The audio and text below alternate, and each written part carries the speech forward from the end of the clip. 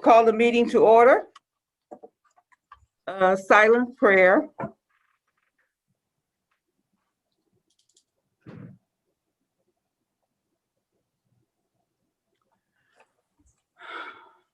I pledge allegiance to the flag of the United States of America and to the republic for which it stands, one nation, under God, indivisible, with liberty and justice for all. Roll call vote, Mrs. Franks. I said vote. Roll call, Mrs. Franks. There, just trying to unmute myself. And remember that you are electronically attending this meeting via wherever you're located. If you could please do that again for me. Okay, Mayor Kindle, present and in the City Hall of Harper Woods remotely. perfect. Mayor Pro Tem Costantino, Present and attending virtually from Harper Woods, Michigan. okay. Councilwoman Lyons, Present and attending electronically from the best city in the world, Harper Woods, Michigan. okay. Councilwoman Pies, Present, attending from Harper Woods, Michigan. okay. Councilwoman Sawicki, is she able to get on? Not yet. I texted, I haven't heard back from her. Okay. Councilwoman Williams, Present and attending virtually from a home in Harper Woods. okay. Councilman Toussaint, Present and attending virtually from my home in Harper Woods, Michigan. okay. City Manager, Acting City Manager Szymanski, Present, and I'm not a voting member. and City Attorney Diwali. Here. Perfect. Should we wait a few more minutes for Councilwoman Sawicki, or what should we do, Mrs. Franks? I guess we can just get started and she can just join in when she is able to. She's attempting to join in right now. Okay, great.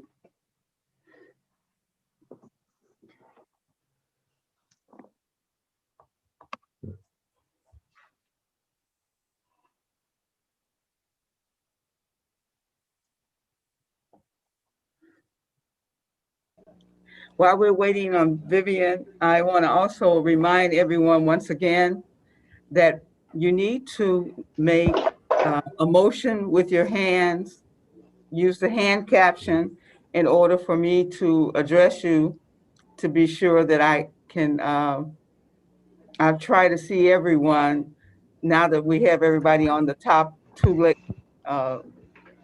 levels of the screen. But I need you to also raise your hand before you speak, and then I would address you and call you to address the council. Thank you.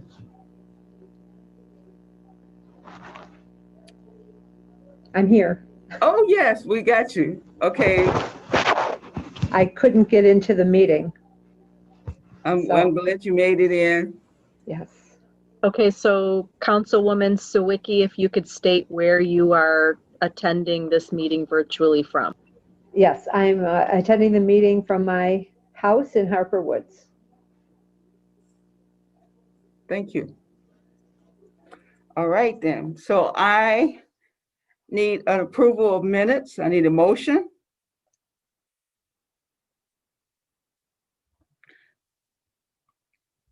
Councilman Toussaint? You're muted. I was trying to find the laugh button, but I moved that we approve the minutes. Do I have a second? Support. We need to have the dates mentioned for each of the meetings in order to properly approve them. So approval of the minutes from regular city council meeting held on January 20th, 2021, and the library board meeting held on December 17th, 2020. Mr. Toussaint has approved the motion, and second by Councilwoman Lyons. Is that okay? Perfect. Okay. All right then. Public comment on, I'm sorry, any discussion? Seeing none or hearing none? All in favor? Aye. Aye. Aye. Any disapprove? Seeing none, motion carries. Public comment on agenda items. If you'd like to make a comment on any of the agenda items, please raise your hand now so that we can recognize you.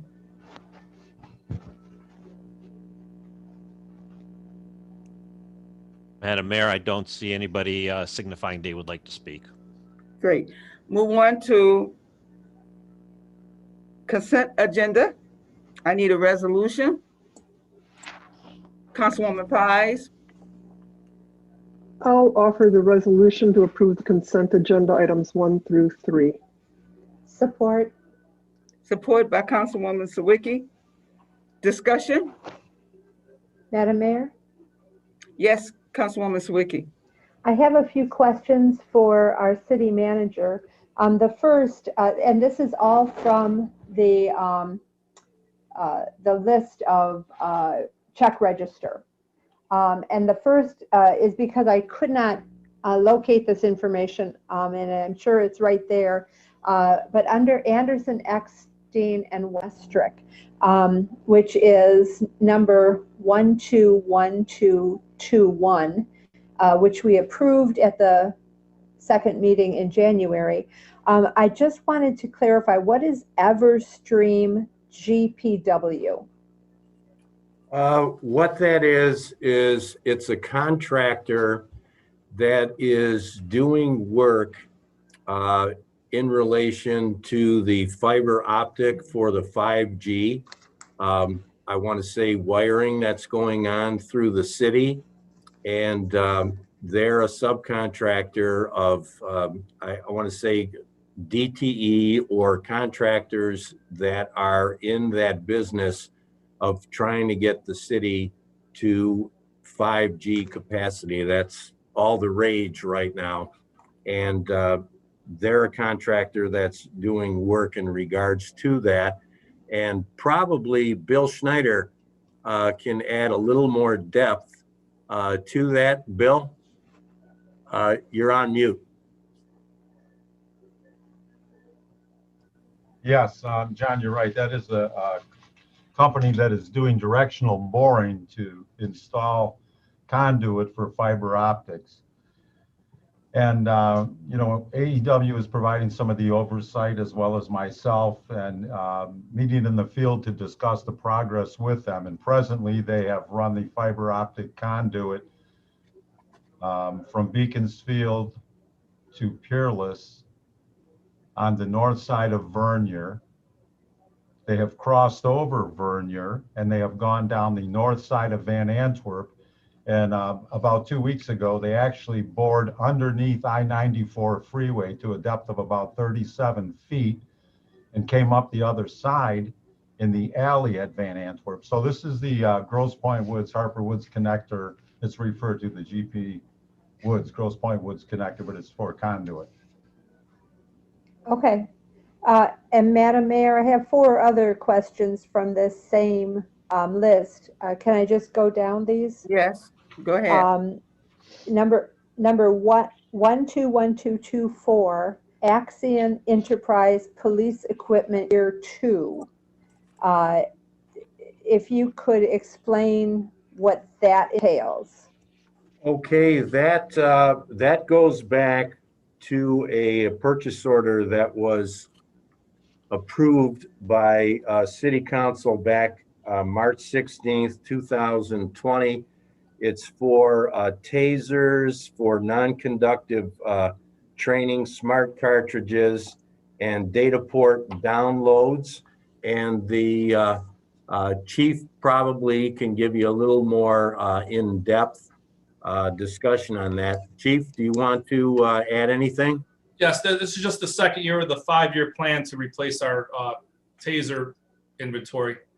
We had the upgrade last year, and that was the plan, financing plan we had with taser. Okay, and we'll be seeing that same amount every year for the next 3 more years? Correct. Okay.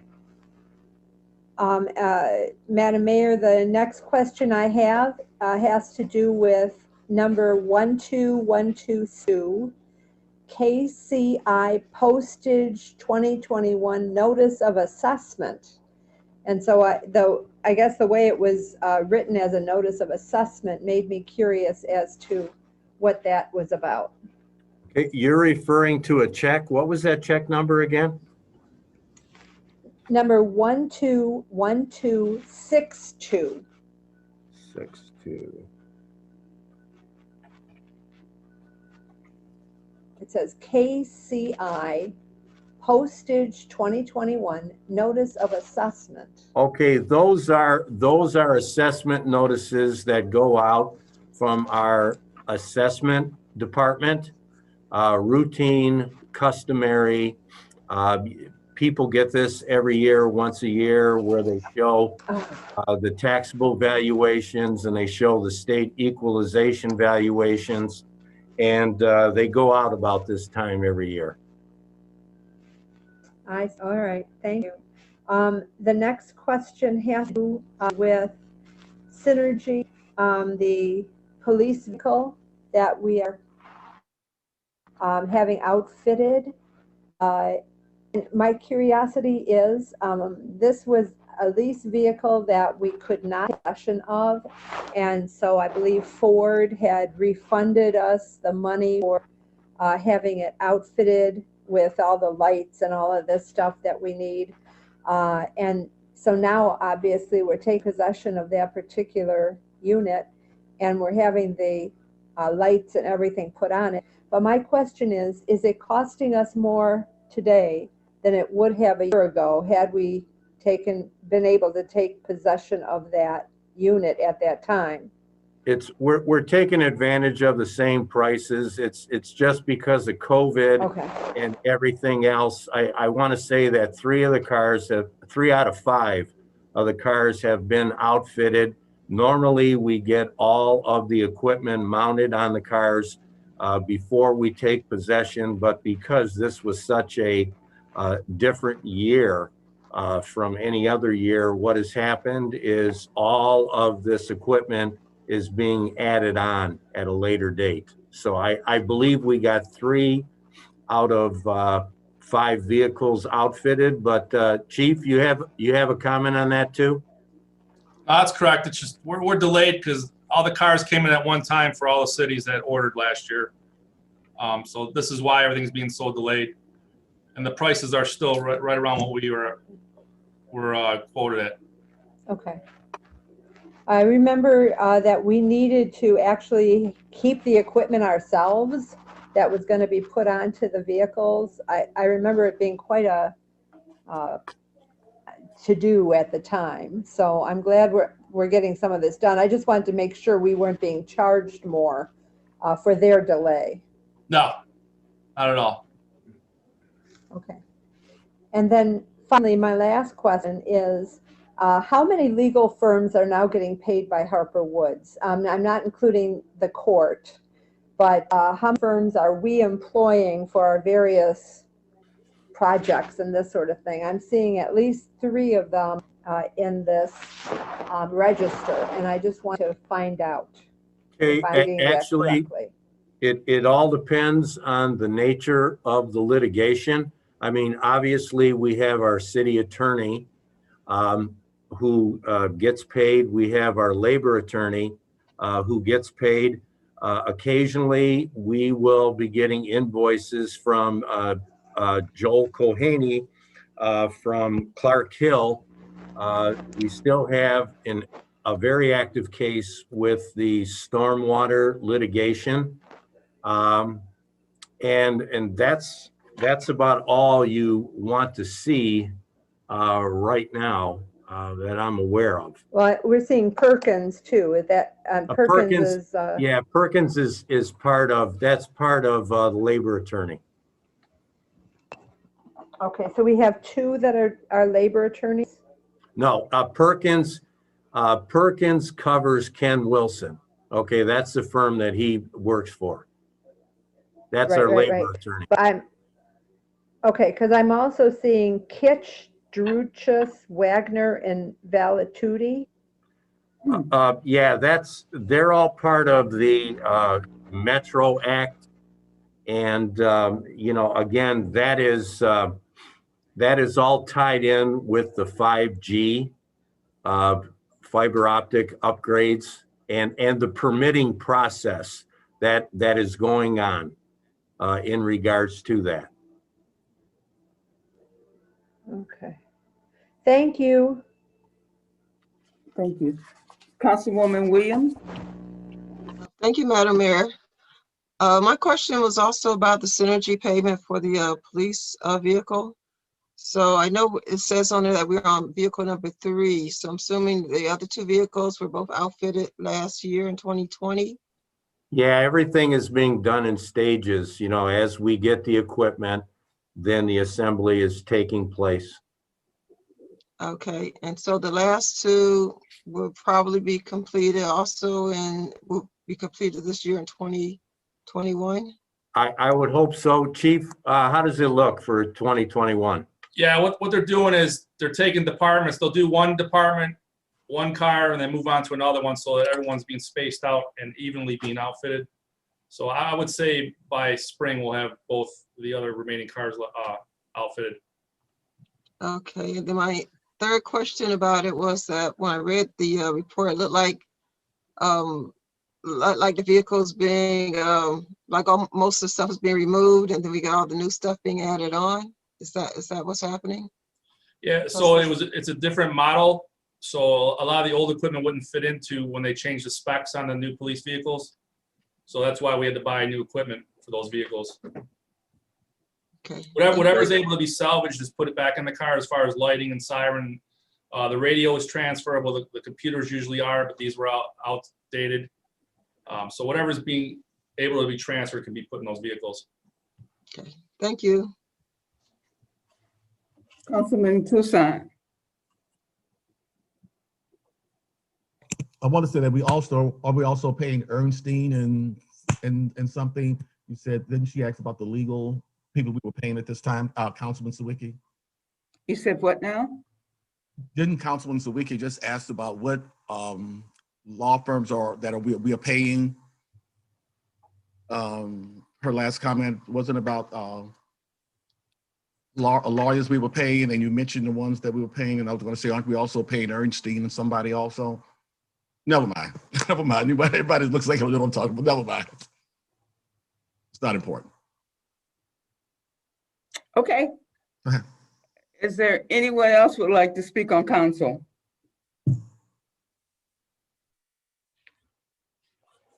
All right. Roll call vote. Okay, we have Mayor Pro Tem Costantino, Yes. Councilwoman Lyons, Yes. Councilwoman Pies, Yes. Councilwoman Sawicki, Yes. Councilman Toussaint, Yes. Councilwoman Williams, Yes. Mayor Kendall. Yes. Okay, resolution passes. Okay, that brings us to old business, and there is none. So that brings us to new business, city manager report. Mayor and council, we have received the attached notice of the League's annual legislative conference to be held virtually March 16th and 17th, 2021. It is customary for the city council to authorize attendance by the interested members.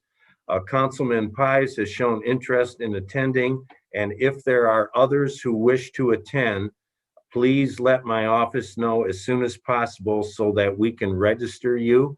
I do want to say I got a communication earlier today from Council Member Lyons saying that she would be interested in attending this Capitol Conference. So I am stating that to you, and Madam Mayor, the resolution is needed. Madam Okay, Mayor? excuse me, just, okay. Can, who's gonna, the resolution? Councilwoman Lyons and Councilwoman Sawicki.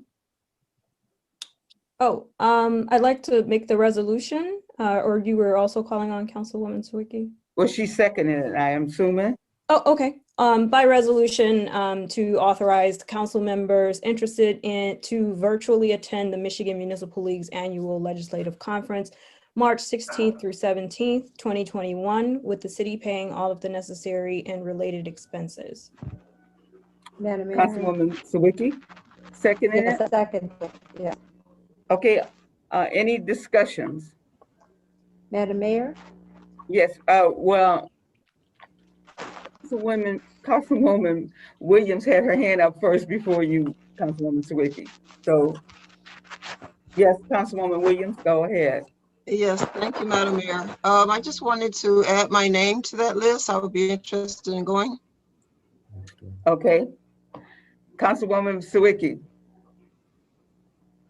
Yes, Madam Mayor, I'm going to encourage other council members to go. I unfortunately can't, but it's always been just a wonderful learning experience.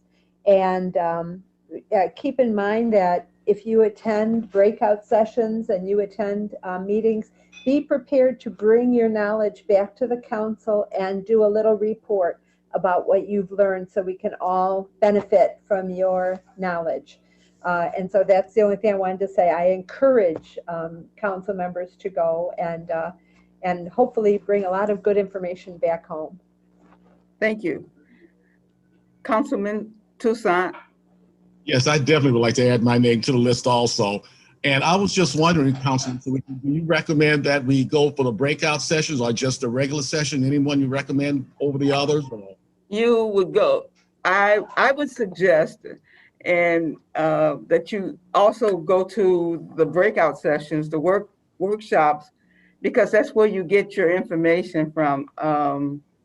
So whatever when you look over what they offer, then you pick out the ones that benefits you or you personally think that you can bring back to implement within your community. Okay, now if I send a letter to John Sawicki about this, do I tell him what courses I want to take or just say that I want to attend? No, just attend. I believe this is kind of new because it's never been held as virtual before. This is new. Last year they canceled it in total. So this year we're having it and we're having it virtual. So I think they have a listing of the different workshops and you should just register for those workshops that you would like to be involved in. It may be 2 or 3 of us in the same workshop, but everyone has a different take on the information as it's being processed. So anyone and everyone should attend, especially your new council people. It's really very important and enlightening.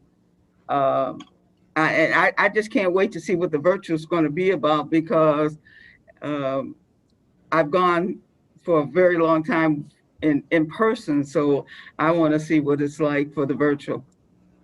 Councilwoman Sawicki. Can I add something? And that is, plan on it being a whole day, that you're going to go from one workshop to another. And then we have a lot of women on council. There is the Michigan Women in Municipal Government meeting also that takes place. I see it's 1 to 2 p.m. That's what MWIMG stands for. And I know that was always very interesting as well. They used to have it as a luncheon. And so, you know, do take advantage of that. You could do some networking and you can listen to some pretty interesting people. So yes, take advantage of all of those opportunities if you can. Thank you. Councilwoman Pies. I just wanted to remind Mr. Toussaint and others that you would speak with our city clerk, Leslie Frank, about registering for this. And also, if you go to the Michigan Municipal League website, there should be a link there where you can view the offerings for that particular day. And for the public, I'd just like to remind them that because it's virtual this year, that there's no expense for hotel or car or travel or food or anything like there normally is. So we're actually saving the city money by doing this virtually, and that there's a lower rate for multiple people going also. So it's a good thing. It's training in your municipal government. Thank you. Madam Mayor, Yes. we have Mrs. Constantino and Ms. Lyons electronically raising their hand. Okay, who was first? Mrs. Constantino. Councilwoman Constantino? Yeah, I don't know if you can see the yellow hand that's up because I had mine up for a long time. No, I think it sounds like almost everybody wants to go. I think I am definitely interested as well. There's a discount if we have 6 or more people attending. Right. So if 6 of us want to go, then I think we should do that. Sign up for the community pricing. Okay. And it's Council- very reasonably priced for that. Okay. Councilwoman Lyons? Just a comment here, and I noticed last year when we were all expressing interest and then, it was canceled due to the pandemic. I noticed the price of, attending the conference itself, and then you had the added on expenses of, hotels and things of that nature. But I don't see much of a difference in, the cost of the conference, considering that everything is virtual. When we were in person, I understood the price being, $100 or so because of the cost of food and things of that nature. But I'm just wondering, maybe this is a question for the Michigan Municipal League and I can ask, but I just was wondering, since it's virtual, shouldn't the costs kind of reflect that? But maybe they do have to pay speakers, pay for people's times, so. Well, I will put that to Dan and let him know that we were thinking it would be much cheaper being that it's virtual. And as the past president of the Michigan Women's Municipal League government, I welcome you guys to make sure that you get involved with that. And Ivory, Councilman Toussaint, we do have men that are involved with the women in government. So in fact, George McMullen and I used to go to the meetings together. So you're welcome. And so this year I am the vice president as opposed to the president, as I was last year. Thank you. How do I get more information on it? It's on just register for it. Councilwoman Pies and then Councilwoman Constantino. Yeah, I just wanted to mention something about the cost. I believe I've been told that it's because of the technology and the training for the technology and the coordination of the technology, that's a large unexpected cost from last year. Okay. Councilwoman Constantino. I think the prices are less expensive. I'm looking at it and I remember it being around closer to $300 when we went in person. So I think these are a good price and it's a good opportunity since we have several new members and, everybody that, if everybody can go, it's such a low cost to the city and the advantages I think are great. Okay. All right then. So can we have a roll call vote? Yes. I'm sorry. That's a resolution. Okay, so any further discussion? So then it's roll call. I'd just like to say too, for everybody that's interested, if you could email me by tomorrow, Wednesday, then I can definitely get everybody registered. So let me know what portions of the meeting conference that you'd like to attend, and I'll make sure everybody's registered, okay? And with that, roll call, Councilwoman Lyons, Yes. Councilwoman Pies, Yes. Councilwoman Sawicki, Yes. Councilman Toussaint, Yes. Councilwoman Williams, Yes. Mayor Kindle, Yes. Mayor Pro Tem Costantino. Yes. Okay, resolution passes. Okay. All right, then now we'll go to call to audience and raise your hand and we will acknowledge each person. Mrs. Rutledge, Laverne Rutledge has her hand up first. Madam Mayor, I see, I believe it's Laverne was waving her hand, Yes. would like to speak. Right. He's on mute. Okay, hello. Yes. Hi, my name is Laverne Rutledge, and I'm a member of the Grosse Pointe Democratic Party. I'm on the executive board, and they had passed me a resolution that they wanted me to read tonight at the Harper Woods City Council, and I wanted to know if that was acceptable for me to read the resolution from the Grosse Pointe Democratic Party. Yes. Okay.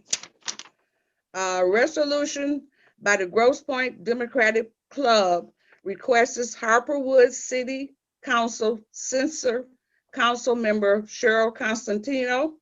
Resolution 2021-01, January 25th, 2021, from the Grosse Pointe Democratic Club, Grosse Pointe Farms, Michigan. It states, whereas properly conducted general elections was held Tuesday, November the 3rd, 2020, and Democratic president candidate Joseph Biden won that election. And whereas now President Joseph Biden received approximately 154,000 more votes than Republican president candidate Donald Trump in state of Michigan. And whereas Donald Trump and his supporters have falsely claimed that he received more votes than Joseph Biden in the state of Michigan and elsewhere. And whereas over 60 lawsuits have been filed in the state of Michigan and around the country alleging fraud in the voting process of this election. And whereas in none of those lawsuits has any fraud established, nor have any election or voting irregularities been discovered that will change the results of the election. And whereas Harper Woods City Council member Cheryl Constantino was a plaintiff in the bogus lawsuit filed in Wayne County Circuit Court, seeking to throw out wholly legitimate ballots cast by voters in Wayne County. And whereas Wayne County Circuit Court Judge Timothy Kinney found that there was no bias to the complaints in the lawsuit filed by city member Constantino. And that decision has been upheld by both Michigan Court and the Appeals and the Michigan Supreme Court. And whereas the lawsuit filed by Council member Constantino participated lies organized by Donald Trump and others that the election was stolen.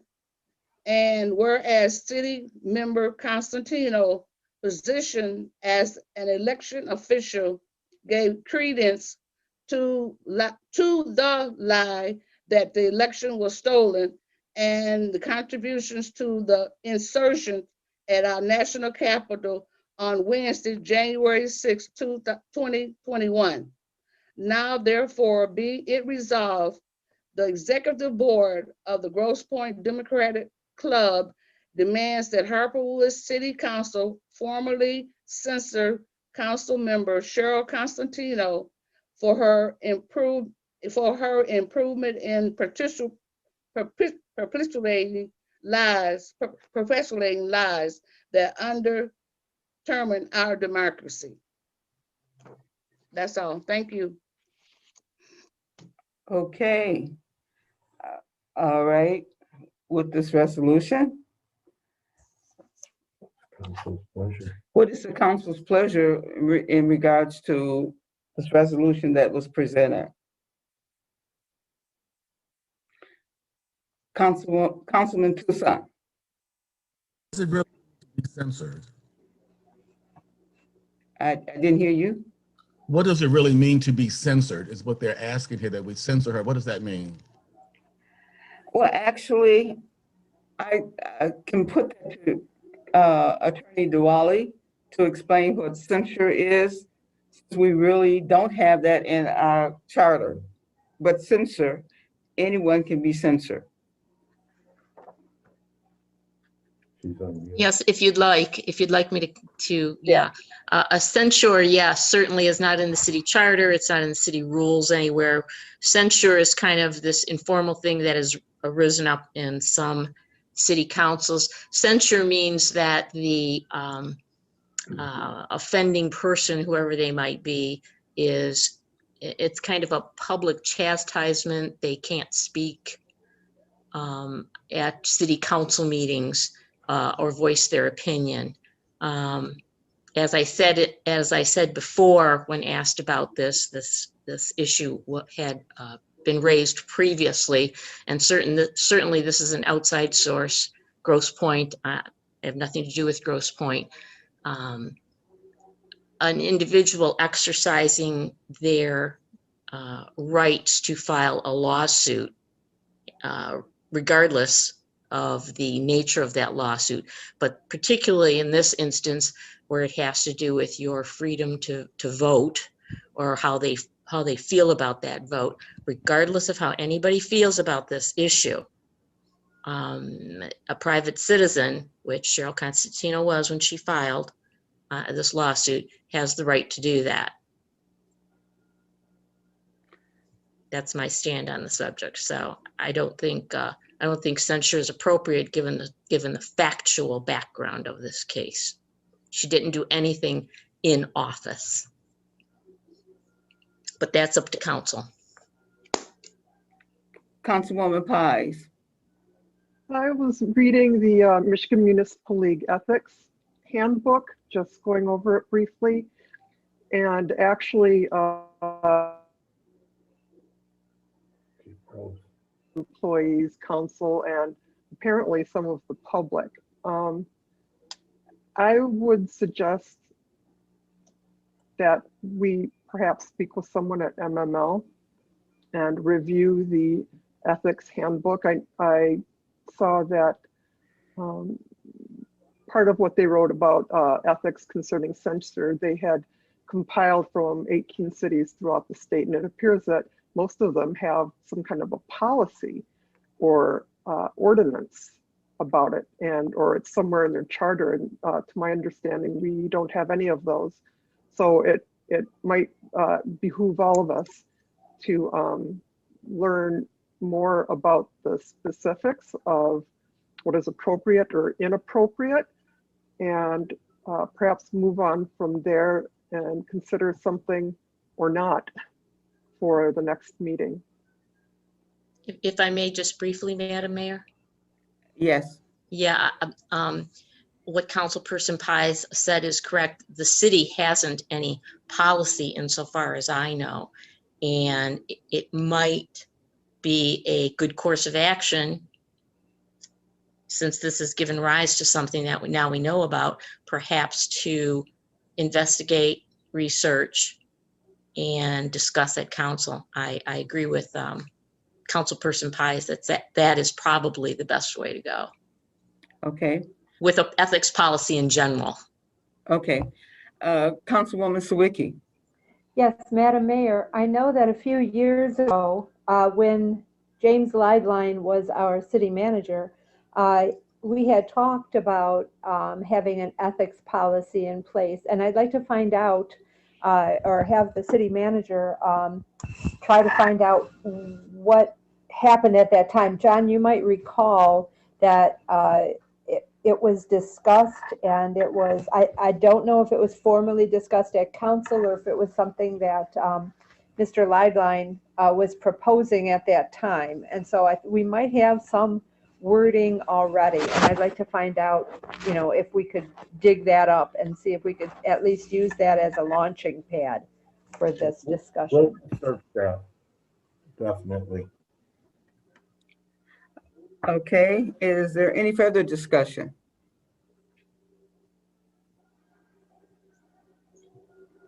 Madam Mayor, Yes, Councilwoman Sawicki? can I change the subject, or are we going, this doesn't involve a Well- vote, nothing's on the table, right? Yeah, I think we should make a decision as to, we'll wait to get further information from Attorney Diwali and see where we move with this resolution. Because I don't see anyone taking up anything, So we'll leave this to be discussed at the next meeting. Is that something we can do, Mrs. Franks? If that's your wish, we can have it as part of the agenda next week with a report from the city attorney. There is no action that needs to be taken at this time. Right. You can just direct the city manager to have this on the agenda for the next meeting, further discussion, and we go back to the call to audience. Correct. That's a pleasure of the city council. Yes. Okay, Councilwoman Williams. You. Thank you, Mayor. I had to unmute. Okay. I know we talked about this before, and this came up immediately after the incident occurred. And I know even at that point, while I don't agree with the actions that was taken by Council Member Constantino, she acted as a public individual, as a private citizen. If it had been as a council member, I think that would have been different. Also, we don't have a censure policy. So I do think a good idea would be to look into having actually something of a censure on our policy, so that if anything comes up in the future for anybody or anything, that we at least have something to guide us and go by. I do believe that what you do as a private citizen, every private citizen have the right to exercise their constitutional rights, whether everyone agree with that right or not, or whatever they're saying, but as a private citizen, we all have that right. So in this case, I really don't think we can do anything. And I think we should just look into having something for the future. So, look into the process or whatever, so we can have something on the future for anything else that might arise in our future. Okay, so it is the pleasure of the city council that we will put this on the next agenda with Attorney Diwali giving us the steps to go for censure in the future. Okay, fine. Is there? Okay, is there anyone else on city council? Cheryl I'm has her sorry. hand up. We still call the audience. Okay, Mr. Callis, I see your hand up. Unmute. You unmute. Okay, I'm there. Good evening, Madam Mayor, City Council, and Acting City Manager. Before I go forward with what I'd like to ask Council tonight, just as a citizen, in my opinion, our council is a bipartisan council. It is not Democratic. It is not Republican. And I don't understand why, when the letter was asked to remove her from an institution that she was not, she explained at the last meeting what had happened only because Ms. Sawicki originally brought it up.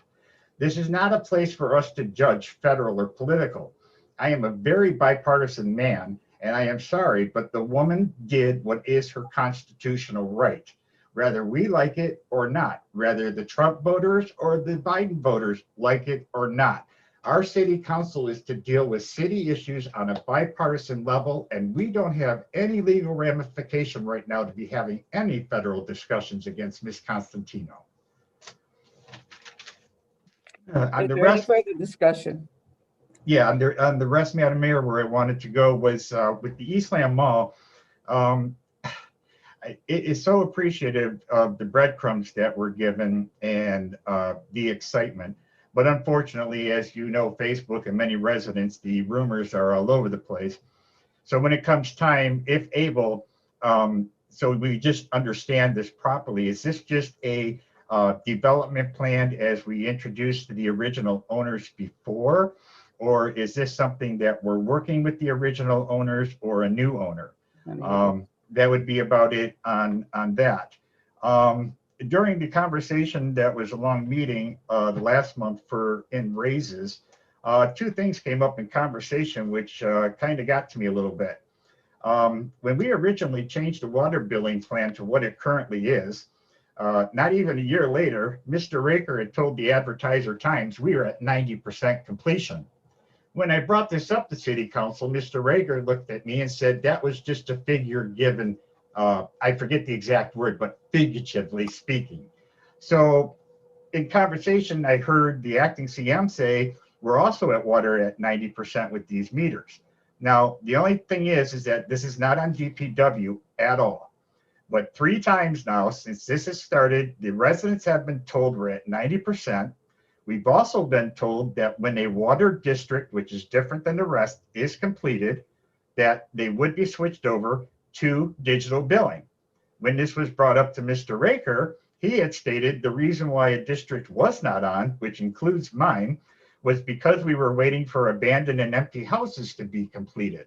So in all essence, I'd like to really have some honest transparency as to what's going on with the water meters, as far as the percentage done, and are we going by district or are we doing it as a whole?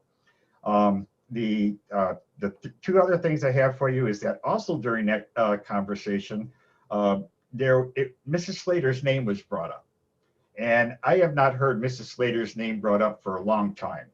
And I apologize, but I highly, highly have my doubts that the Michigan State Police have not concluded an investigation almost a year later. So in complete transparency that we were promised, I do want to move on and go past this issue, but we can't while we're still waiting for any kind of answer.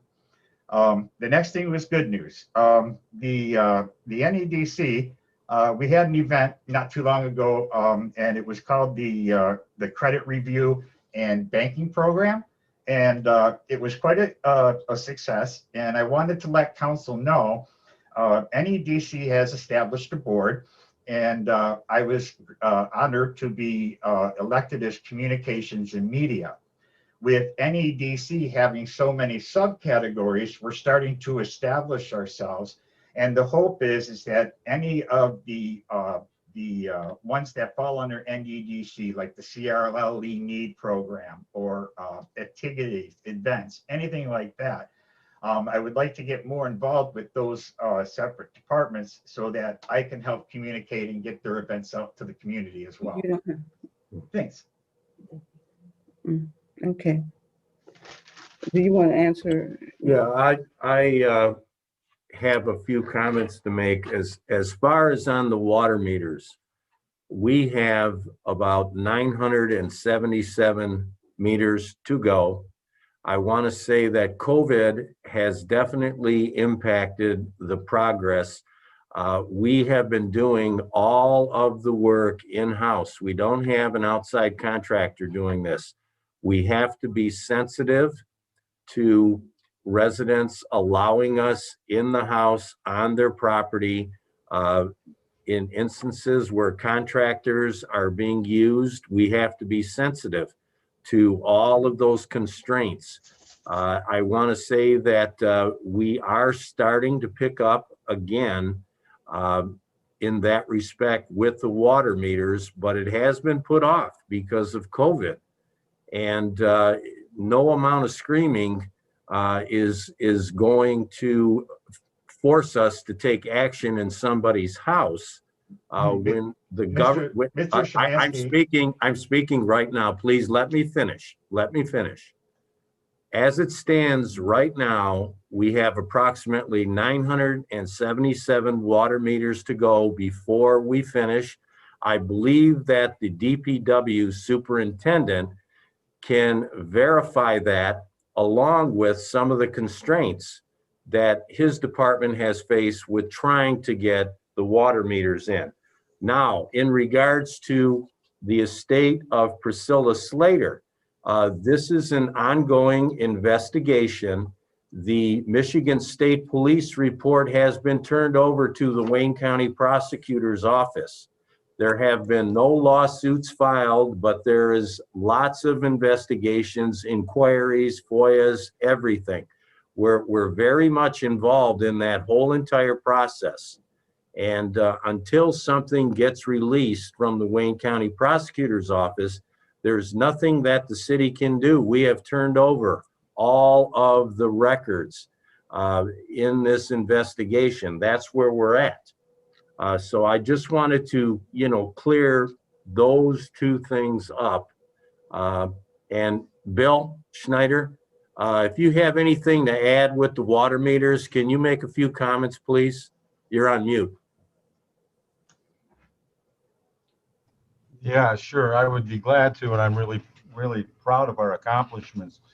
Some of the numbers that may have been put out earlier, like 80% or 90%, would be accurate if you were looking at a specific district. For example, in District 1, we're probably 95% complete, but we do have 3 different districts.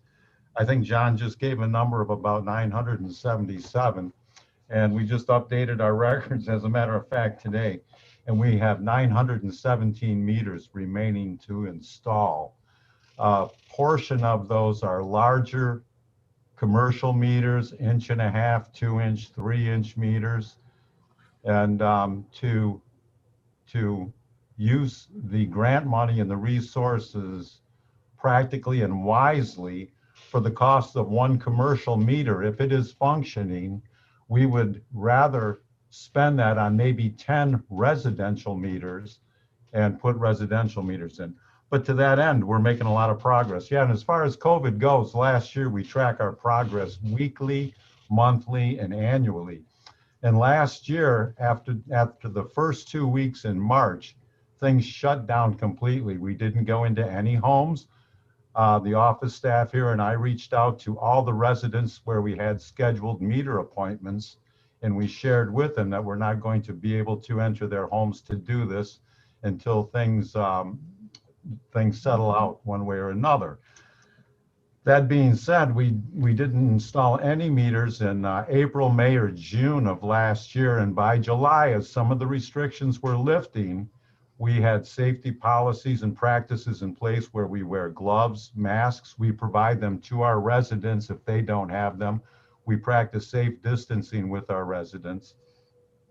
And in spite of, even in the midst of a pandemic, we were still able to move that needle last year, and we installed 840 water meters. Prior to that, we were doing 1,300 meters. So we've made some real significant progress, and we anticipate that. It's also kind of seasonal. People around the holidays in December, from Thanksgiving on, they aren't real keen on scheduling appointments for us to come into the houses because they're busy with other things. But We shall persevere and we will continue to do this and we will continue to make progress and this will be a successful program. So having said that, I can really get down into the weeds with more detail, but that's the generalization there.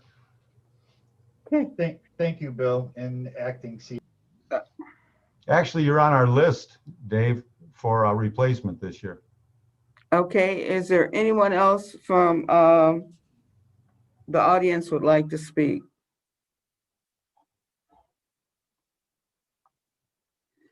Okay, seeing none. I just want to clear up, Madam Mayor, I was not asking the question about being done. And DeWall, you can shake your head no all you want, I don't care. What did you say? I did not ask Mr. Shemansky about the work being done and the amount done. I understand all that. What my concern is that I was asking about, and that's why I said this isn't on DPW. I know they're working their butts off for us. Believe me, I know this. My question is that being that we're 90% done and we're going into almost our 4th year, it kills some of us residents who only pay, who do live in the city, who only pay $51 for 2 months, and then we're getting hit with $300-400 water bills. That's all I was trying to say, sir, and asking when each district would be on. That's all.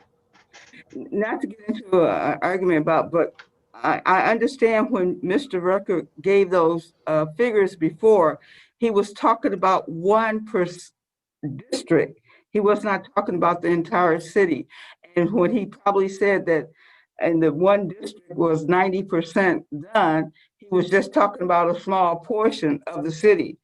So when we say now it's 90% or done, then we're talking about the entire city as opposed to just the district. Is there anyone else from the audience would like to speak? Ms. Bates? You're muted. Please address and tell us where you live. Fleetwood. Okay.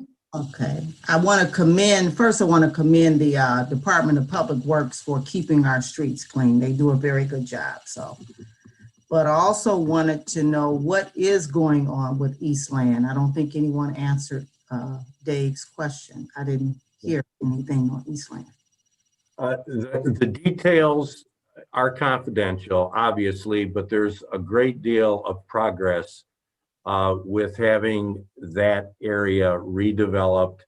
Hopefully in the next 6 weeks or so, we will have something to give to the public. But right now, everything is still close to the vest, and we can't leak any details right now. Okay. But it's positive. Okay, good. Thank you. You're welcome. Is there anyone else would like to speak from the audience?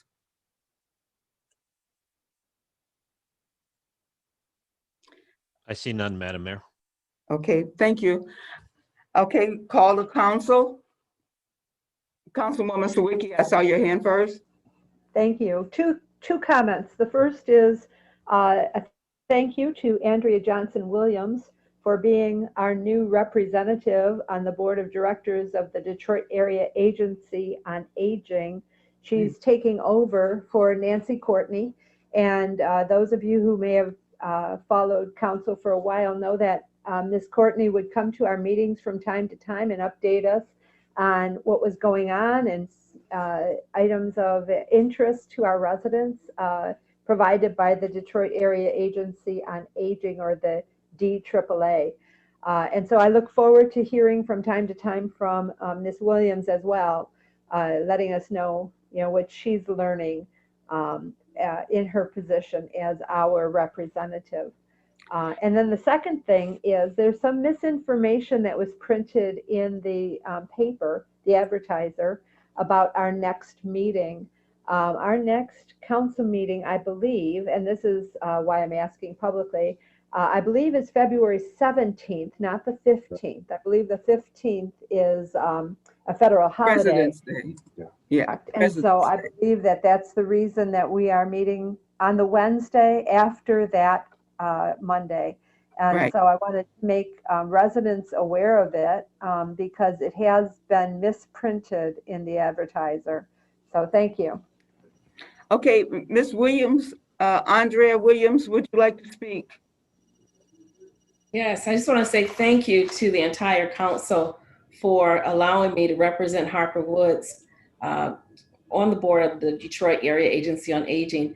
I was an employee of the Detroit Area Agency for nearly 25 years in almost every department. So I'm well aware of what the agency can do for the city of Harper Woods. And I'm looking at improving or increasing the things and services and programs that are already in place. Thank you. We appreciate you being on board. I appreciate you. Thank you. Is there anyone else from council who would like to speak? We have Mrs. Constantino and Mrs. Pies electronically raised their hand in that order. Okay, in which order? Mrs. Constantino. Councilwoman Constantino, would you like to speak? Yes, I wasn't going to say anything, but since Ms. Rutledge spoke and brought it to the meeting, I feel like I should have an opportunity to defend myself. Clearly, Ms. Rutledge wasn't at the meeting where, please don't roll your eyes, thank you. Ms. Rutledge wasn't at the meeting where I explained what happened. What Ms. Rutledge said, she presented some incorrect, twisted, and out-of-date information. And it's all part of the Grosse Pointe Democratic Club continuous efforts to bully me and other Republicans.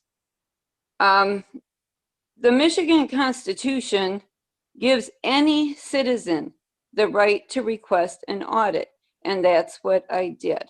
So what happened was that I had some concerns. I was working, or prior to the election, I found that there were some hiring practices going on by the Detroit City Clerk's office that were very suspicious. They were, the clerk's office was just hiring their friends and the friends' relatives, and they were not hiring any of the Republicans that had applied, even though they applied more than 30 days ahead of time, including Republicans from Detroit.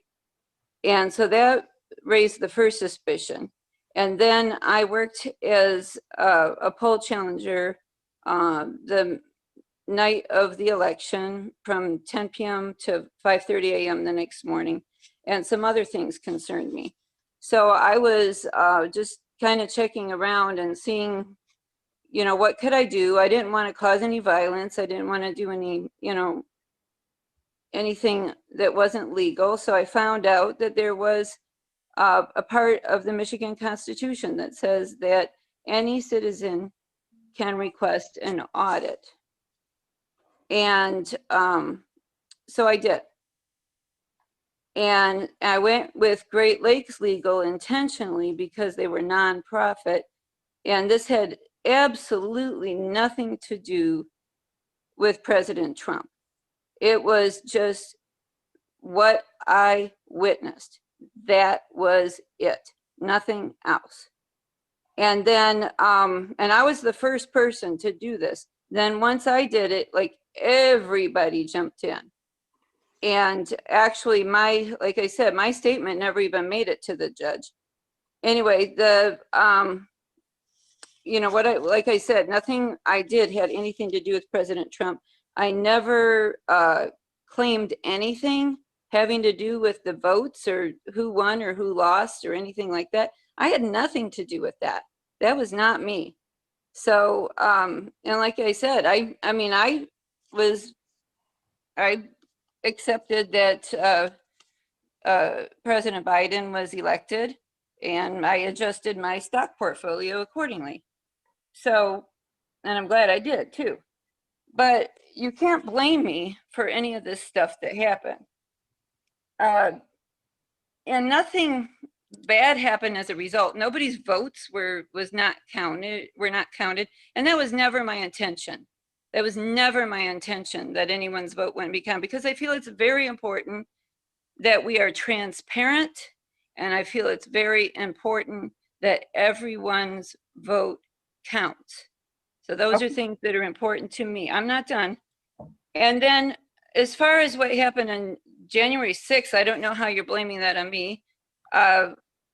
First of all, the police knew 2 days ahead of time what was coming, and they didn't do anything about it.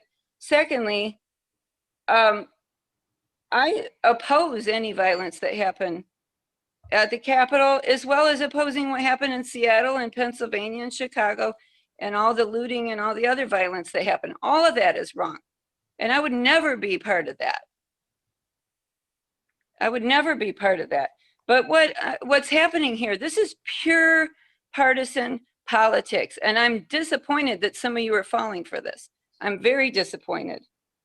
To even consider it's ludicrous. Our city attorney has already given us an opinion.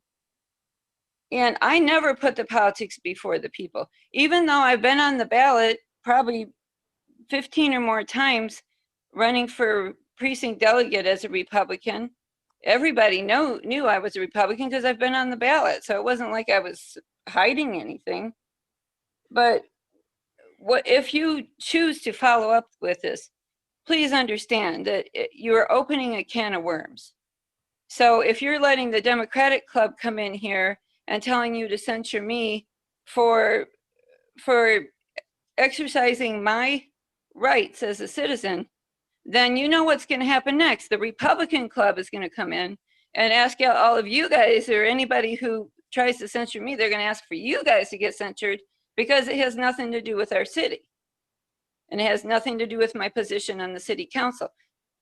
I did this as a citizen who was concerned about some things that were not quite right. And furthermore, the whole lawsuit thing, it went to the Supreme Court. There was a dissenting vote with a statement that was considered.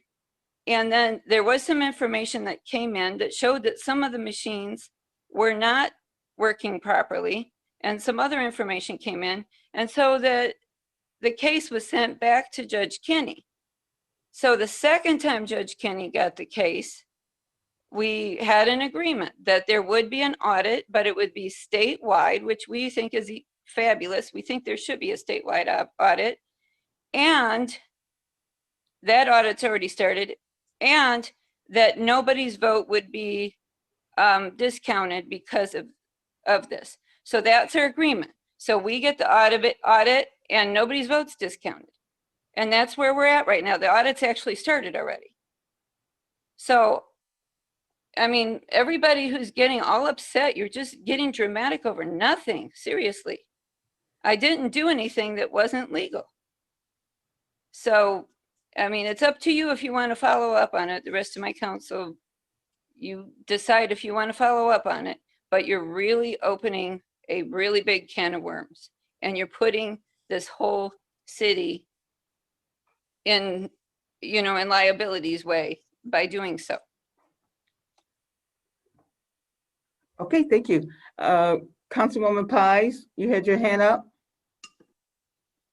Yeah, first off, I'd like to say that I don't care for council being threatened for thinking or acting on doing what we may believe is our job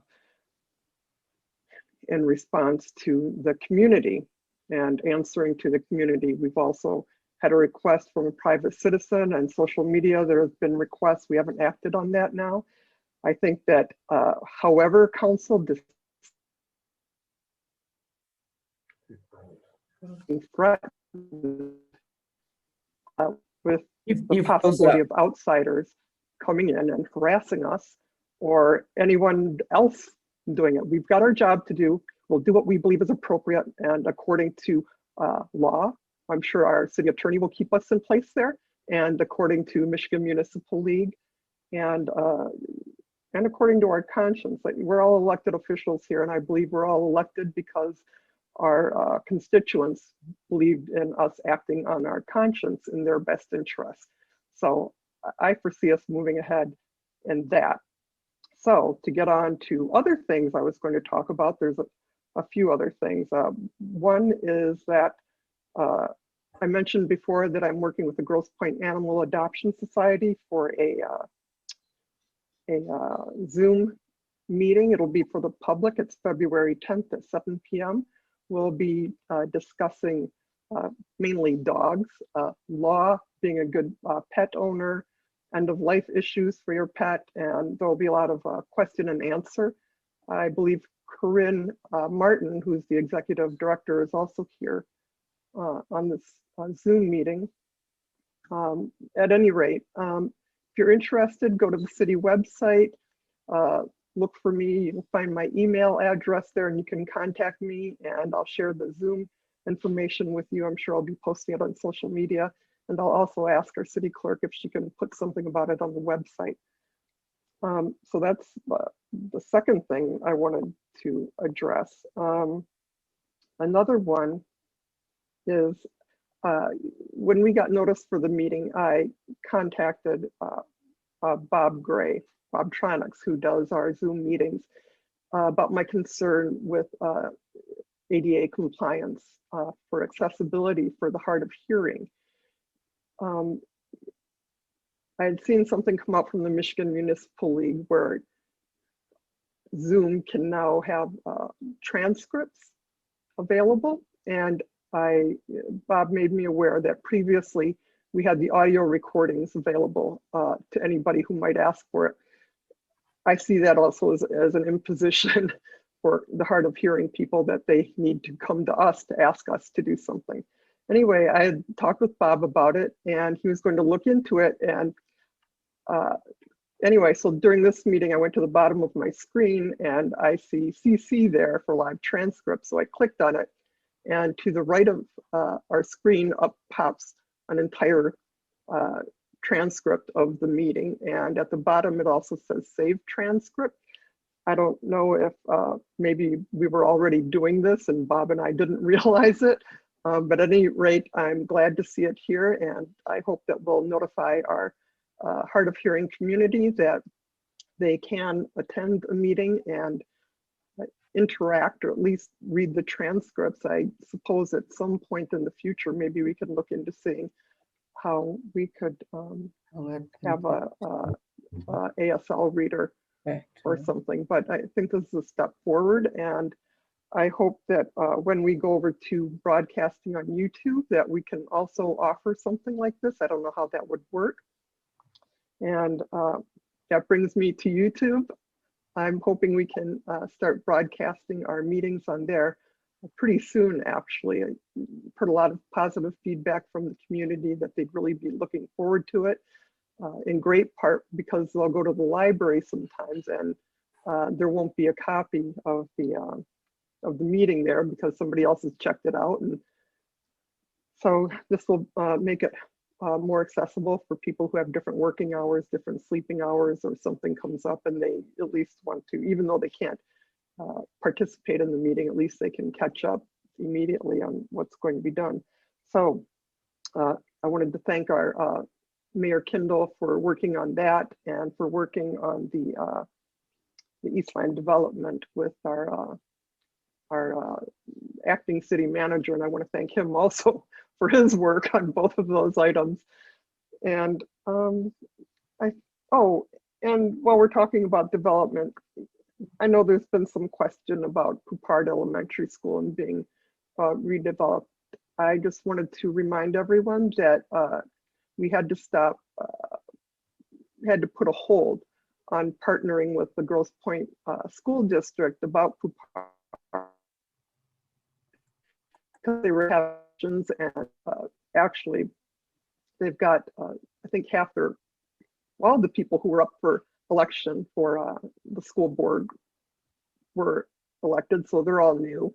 Grosse Pointe Schools had their superintendent had resigned, so I believe they're still looking for a superintendent. So once the superintendent is brought on and once the Grosse Pointe School District Board of Education members are brought up to speed, we'll be able to continue working on that project. We're working with Ty Hinton, our community development person.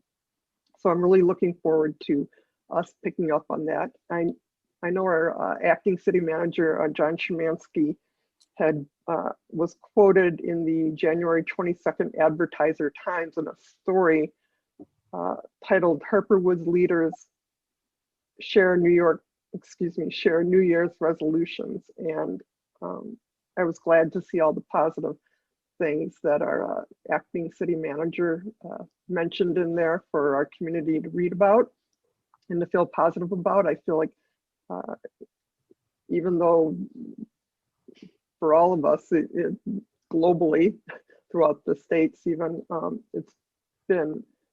we're off to a rough start, but I'm glad to see really positive things on the horizon here for Harper Woods. And I'm glad to see so many people from our community in on this meeting too. That's all I have to say. Thank you. Thank you. Is there anyone else on council that would like to speak? Ms. Lyons had her hand electronically raised and Ms. Constantino re-raised her hand. Councilwoman Lyons? Yes, thank you, Madam Mayor. I wanted to just let everyone know that in terms of, small business development and, just opportunities for existing businesses here in the city of Harper Woods, an opportunity came up through Senate District 2 for the University of Michigan's Impact Studios through the Ross School of Business to be able to pair with businesses for a semester with their students at the U of M Impact Studios to get strategy tips, to help with ideation, to help with, pivoting and coping with COVID. So a few of our Harper Woods businesses here have been paired with those students and have, as of last week, started the interviewing process and, are now working with, or getting ready to work with the students. And so some of those businesses include Rex's, X-Way Electric, Beverly's Bright Creations, and Love Dolls Natural. And so, that was a really great opportunity for them to be able to continue to, stay strong during these times. And as we officially reopen here in Michigan, we just hope that our businesses can continue to thrive. And I just want to remind you all to support local, shop local, and to visit our restaurants here in Harper Woods and our businesses. And another thing that I was really excited and happy to see is the ice skating rink at Johnston Park is open. And that kind of reminds me that the Healthy Grosse Point in Harper Woods is having a initiative where you are getting out 1,000 hours. So you're getting outside during these times. So, grab your ice skates and head over to Johnson Park to go ahead and participate in getting out and staying healthy. And Grosse Point, Healthy Grosse Point Harper Woods is a great resource for the community to make sure that we stick with our New Year's resolutions and our goals, as a city. And that brings up another question that I wanted to revisit. And, I have been told that in the past, the city, we have done strategic planning for, and council members have, gotten together with city government and city management to be able to plan for the future and to, ideate on things that we would like to see. And I'm wondering, can we initiate that for 2021 or for, the coming months? 2022. Right, we'll do it for the budget we've already done. Okay. And that would be more like, just basic strategic planning, not something that's, with the city budget or any of those kind of things, just, our hopes and dreams for, what we'd like to see in the future. And that's all I have. Okay. Thank you. Is there anyone else that would like? Oh, for Constantino, Councilwoman Constantino. Yes, I just wanted to respond to Ms. Pies that what I said was not intended as a threat. It's just that if partisan politics are brought to the council meeting, that, just to understand that takes things in a different direction. And Okay. but what I do want to state is that transparency is not a partisan issue. I think the audit for elections is a good thing. I think the transparency is a good thing. And I don't think that it should be partisan. I think it's just something that that all cities should have. And we have audits for our finances. So I think that we should also have audits for votes, for elections, because that's really important. All right, thank you. Is there anyone else that would like to speak on council? Councilwoman? Thank you, Madam Mayor.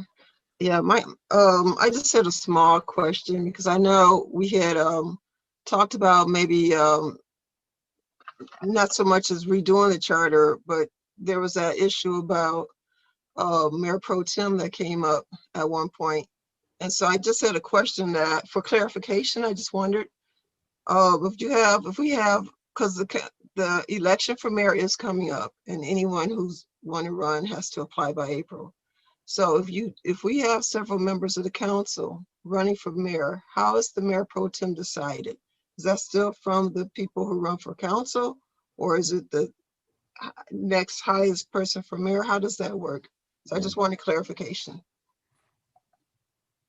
Leslie, Councilwoman, Mrs. Franks, can you give her clarification in regards to that? Because the clarification would come from the highest vote getter in a regular election. And I think that's what the problem or the thought was, that it was not, we had two elections within that election. We had a special election and then we had the regular election. And that was what made the difference. And so can you explain to her we are still working on doing the things for the charter, but we haven't formed, had a committee meeting as of yet. Well, what actually happened was at the last council election 2 years ago, there was a partial term. And that partial term was, there was only one person running for that. The opinion is that the Mayor Pro Tem should be chosen based on a full term election and not a partial term election. And I think that's where the confusion or misinterpretation of the charter was. The charter didn't really spell out specifically what a regular council election actually entailed. And we received several opinions from our attorneys in this regard. This year, I don't believe we have any partial terms. So anyone who runs for the city council position, the highest vote getter of those folks would be elected as the Mayor Pro Tem. I hope that answers your question. Thank you, Ms. Frank. Councilwoman Sawicki.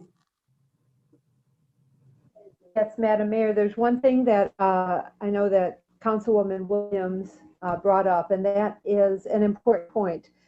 Anyone who is up for re-election this cycle, who is on the current council, not yourself as mayor, but any of the council members, if they run for the mayor's position, they would be giving up their seat. In other words, we would have, they would run for mayor, but they cannot at the same time run for the regular council seat. So that's a distinction that I think is also important, you know. All right, thank you. Are there any other further questions or discussions from any council member? I have a question. Yes, Councilman Toussaint. Yes, what does Mayor Pro Tem actually mean? I mean, it means you got the second most votes or whatever. But at one time I thought that if you were Mayor Pro Tem, if something happened to it's like being a vice president. If something happens to then that person automatically steps in. But obviously that's not true, is it? In your absence. You want to explain that? Yeah, I believe, but again, I'm gonna rely on further clarification from our city clerk and our city attorney. But I believe that it's a designation, should something happen to the mayor, that the mayor pro tem would step in until the city council body would have an election amongst themselves to determine who is the mayor pro tem. I mean, who's the mayor? A mayor, I'm sorry. Who's the mayor? The mayor pro tem is only for a temporary vacancy. Yeah, in the past, what has happened is if the mayor was not available to chair a meeting, the mayor pro tem would take her place. In the case where a mayor was removed, the mayor pro tem would fill that vacancy until the council determined who the permanent mayor was. And which may not be the mayor pro tem, could be somebody else amongst the council. The council determines that. Leslie, is that correct? Yes, it is. Thank you. All right. Are there any further discussions from city council members? Ms. Lyons electronically raised her hand and Ms. Pius has re-raised her hand. In that Councilwoman order. Lyons? Yes, I do have some points on the issue of a charter revision, and considering the whole discussion and saying that the charter was pointing out that mayor pro tem was going to have this particular outcome, and also we have history of this happening before. In 2001, there was a candidate who ran for a 2-year term. And he ran unopposed and he became mayor pro tem. And so why did in 2019, why did this become such a pressing issue? And, I just want to know, like, why are we now interpreting, the charter the way that we want to make this such an important issue, but then nothing has been done to rectify this, since it was something that became so important during the 2019 election. But now there still hasn't, it's been almost 2 years, and then nothing has been done to rectify this issue. Should a partial term ever become an issue again, and filling that, and should that person become the highest vote getters because of the sheer nature of like them running unopposed? Just for clarity. Okay. I think Vivian had her hand raised. Huh. Vivian? Councilwoman Sawicki, did you have your hand up? No, I didn't. This is beating the dead horse. I think at this point in time, that is something that we will be bringing up with the charter revisions and stuff, because it did make a vast difference. But it was the pleasure of the council at the time, and at the pleasure of 2019, that was the way we chose to do it at that time. So if we need to make a clarification, which is what we need to do, is to make a clarification in the charter, then that's something that we will need to revisit with any amendment to the charter. But until then, it does come from the interpretation of the present sitting council, and that's what happened. If there's anyone else that will have any further discussion, Councilwoman Pies. Yeah, I just wanted to speak to Councilman Toussaint's concern, since some things happened before he was brought on board on council. I don't have the numbers in front of me or the sections, but it's in the city charter that when the mayor is absent, the mayor pro tem will step in during that mayor's absence. During a mayoral vacancy, which means no chance of that mayor coming back for anything, then the mayor pro tem steps in until council elects the mayor amongst themselves, which is what happened this past summer. I believe Councilwoman Costantino has given an example from years ago where both she and our mayor at the time, Mayor Pointer, had been at a memorial service, and Mayor Pointer had a heart attack and had to go to the hospital, and Councilwoman Costantino was mayor pro tem at that time, and she stepped in for a while Mayor Pointer could not participate in the meetings. So I think that shows up the two differences right there. And again, I apologize for not having those two sections of the charter in front of me, but you should be able to find them pretty easy in there. Okay. All right. If there's no further, I have a few things. Oh, Councilwoman Constantino. Hi, I just wanted to clarify that there actually, under Mayor Pointer, there actually was a committee appointed to review and revise the charter. So, so I was wondering how come there, that nothing's taken place, because we can, meet electronically and things like that. And now, things are a little bit more open. I'd really like to see that committee getting active and getting moving. We will. And so, I don't think we have any excuses anymore to prolong that. We need to dig in and get going on making the charter revisions. Thank you. Is there anyone else who would like to speak? Seeing none, I have a few things that I'd like to bring up.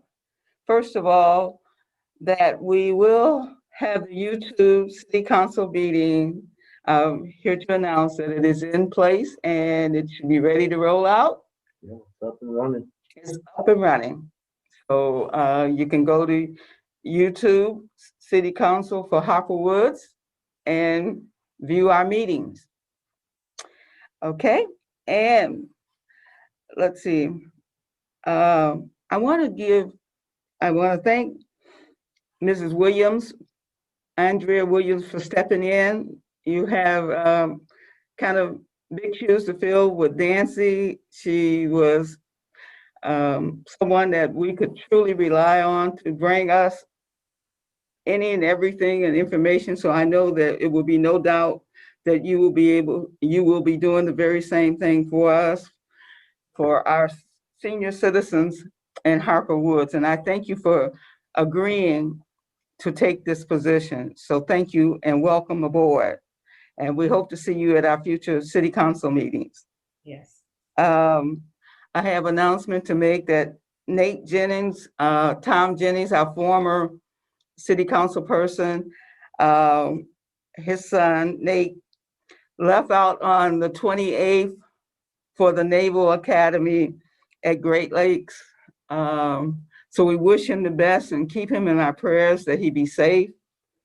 And I can't wait to see him in his new uniform. He left here with a mustache and a head full of hair. So we know the next picture we see of him, he will not have the hair and he will not have the mustache. But we'll just keep him in our prayers that he be safe. Also, the committee for the police hiring will be in place before the next meeting. And it will be a committee of 5 Harper Woods residents, and possibly the new sheriff for Wayne County may be involved. I haven't got a definite from him yet. I had a definite from Mr. Napoleon before he passed. But anyway, we're going to work with the new sheriff and see if we can help facilitate us getting more candidates, because at this point in time, everyone is trying to get candidates for police officers. It is just a phenomenal thing that's going on. People are not going into police service anymore. It's not like it used to be.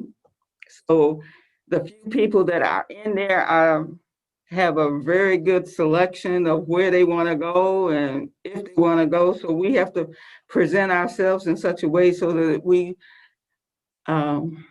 make it lucrative for people to come and be police officers in our city. So that's something we're working with. And before our next meeting, you should have information regarding the first committee meeting. Let's see, I think I keep my notes and I was trying to make sure I covered everything. Oh, I have a question to Mr. Snyder regarding the snow removal. If you drive through our city, you can see people that has not shoveled for the last couple of cycles of snow, and including, especially, I find the most people that violated are the people on the corners, you know, and if they shovel in front of their house, they don't shovel the side of their houses.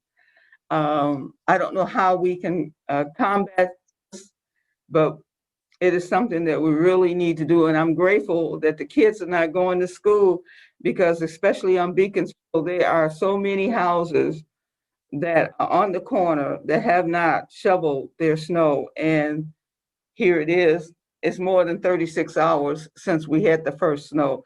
And you can see that the snow has been down there for a while. So I don't know what we'll do or how we do it, but I just wanted to bring that to your attention, as I noticed a couple of kids slipping and falling today. So I just brought it to your attention. And if there's nothing else, is there anything else anyone will bring up? Yes, Councilwoman Pies. Yeah, I wanted some clarification, please, on YouTube. Is that being broadcast live? And if it is or isn't, will people be able to find it on YouTube tonight?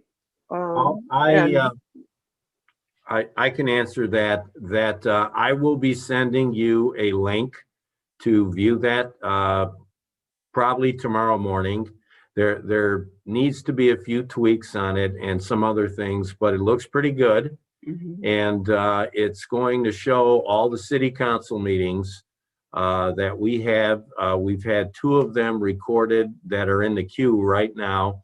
And again, I have to work with our IT person, but I will have a link for you to view and give me any kind of public comment before we put it on the website, so to speak.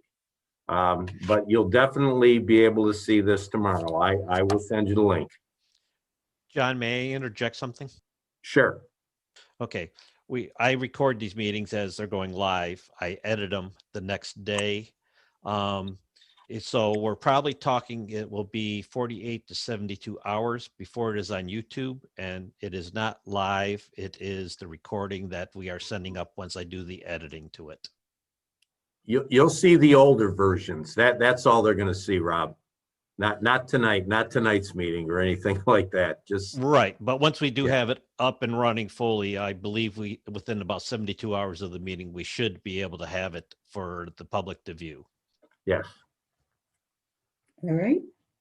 Because I know that on Zoom there is the option to live stream it on YouTube. So just put that out there. Okay. Okay. Mm-hmm. All right. If there's no further business, can I get an adjournment? Nobody wants to leave? Okay, Councilwoman Constantino. I'll make the motion to adjourn. Support. Supported by Councilwoman Sawicki. All right. So, everyone, thank you for your participation, and be Vote. safe. Vote. We gotta you know what I forgot to tell everyone? I think we have to vote on this. Yeah, hold on, just 1 minute. We are in negotiations and talks with WC3 to make a COVID testing site at WC3 Center on Veneer. And it should be up within the next couple of weeks or so. This is the Wayne County Health Department. And that's going to be somewhat of a permanent site, and what is they're hoping to do is for it to also be a site for vaccination. So right now they will be doing testing, and we will definitely put that on the website as soon as I get an exact date. But we've been in conversation with them, and it's been a go thus far from Wayne County Community College and Wayne County Health Department. So it's just working out the logistics of the days that they will start. So I just wanted to let everyone know, and that we're hoping to make that a site for the vaccination also. So, okay, now we can adjourn. If there's anyone else got any other comments. Oh, Groundhog Day tomorrow. So I don't know if it's gonna see a shadow or not. Okay, all right then. So everyone have a great evening. Madam Mayor, you have to vote. We have to approve this. I was in such a hurry to get out of here, honey. Okay, all in favor of adjournment? Aye. Aye. Aye. Anyone opposed? Well, motion carries. Right. Good night, Good night. everyone. Good night. Be safe.